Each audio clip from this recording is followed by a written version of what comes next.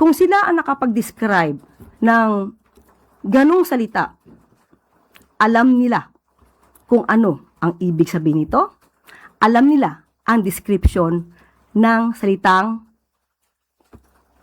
impacta. It takes one to know one. Si Senator Amy Marcos released a video yesterday. Doon sa video, sinasabi niya na ICC is in trouble dahil nagsalita na ang US. And at the same time, she mentioned na merong ICC dito sa Malacanang. She did not finish the meaning of the acronym ICC in Malacanang. But after watching the video, do you feel that she was referring to you? What do you want to tell to the Senator? Kung sila ang nakapag-describe ng ganong salita, alam nila kung ano ang ibig sabihin nito, alam nila ang description ng salitang impacta. It takes one to know one. Kaya kung sila ay affected sa aking mga nababanggit dahil tayo kumakalaban sa fake news at iyan ang kanilang pananaw, isang impacta ang kumalaban sa fake news? Sino ngayon ang naglalarawan ng totoong impacta? Yung gumawa ng video? Yung kasama sa video? Yung nag-direct ng video? Yun ang masasabi nating totoong naglalarawan ng salitang yan. At huwag sila mag-alala. Ang corona ay nasa kanila, na kay Senator Amy at sa mga grupo nila. At hindi natin kayang agawin ito mula sa kanila. Wala ako sa kalingkingan ni Senator Amy para sa ganyang klaseng description.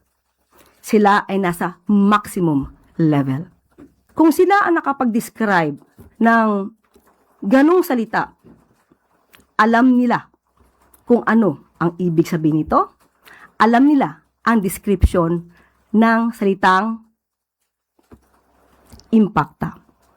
It takes one to know one. Si Senator Amy Marcos released a video yesterday.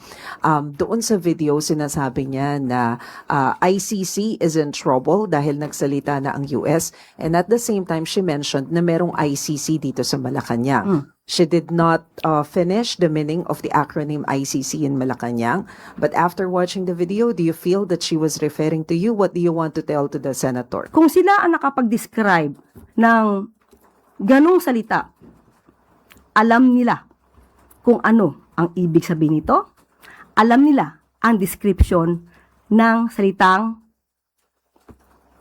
impacta. It takes one to know one. Kaya kung sila ay affected sa aking mga nababanggit dahil tayo kumakalaban sa fake news at iyan ang kanilang pananaw, isang impacta ang kumalaban sa fake news? Sino ngayon ang naglalarawan ng totoong impacta? Yung gumawa ng video? Yung kasama sa video? Yung nag-direct ng video? Yun ang masasabi nating totoong naglalarawan ng salitang yan. At huwag sila mag-alala. Ang corona ay nasa kanila, na kay Senator Amy at sa mga grupo nila. At hindi natin kayang agawin ito mula sa kanila. Wala ako sa kalingkingan ni Senator Amy para sa ganyang klaseng description. Sila ay nasa maximum level. Kung sila ang nakapag-describe ng ganong salita, alam nila kung ano ang ibig sabihin nito, alam nila ang description ng salitang impacta. It takes one to know one. Si Senator Amy Marcos released a video yesterday. Doon sa video, sinasabi niya na ICC is in trouble dahil nagsalita na ang US. And at the same time, she mentioned na merong ICC dito sa Malacanang. She did not finish the meaning of the acronym ICC in Malacanang. But after watching the video, do you feel that she was referring to you? What do you want to tell to the senator? Kung sila ang nakapag-describe ng ganong salita, alam nila kung ano ang ibig sabihin nito. Alam nila ang description ng salitang impacta. It takes one to know one. Kaya kung sila ay affected sa aking mga nababanggit dahil tayo kumakalaban sa fake news at iyan ang kanilang pananaw, isang impacta ang kumalaban sa fake news? Sino ngayon ang naglalarawan ng totoong impacta? Yung gumawa ng video? Yung kasama sa video? Yung nag-direct ng video? Yun ang masasabi nating totoong naglalarawan ng salitang yan. At huwag sila mag-alala.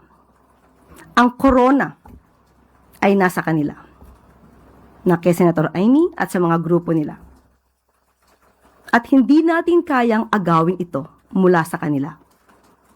Wala ako sa kalingkingan ni Senator Amy para sa ganyang klaseng description.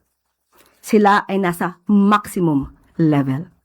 Kung sila ang nakapag-describe ng ganong salita, alam nila kung ano ang ibig sabihin nito. Alam nila ang description ng salitang impacta. It takes one to know one. Si Senator Amy Marcos released a video yesterday. Doon sa video, sinasabi niya na ICC is in trouble dahil nagsalita na ang US.